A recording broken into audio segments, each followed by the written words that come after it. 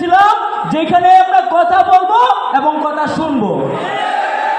আমি বিশ্বাস রাখি, আমরা আশা রাখি খাগড়াছড়ির মানুষ আজকে সেই প্রমাণ দিয়ে দিবে। ধন্যবাদ।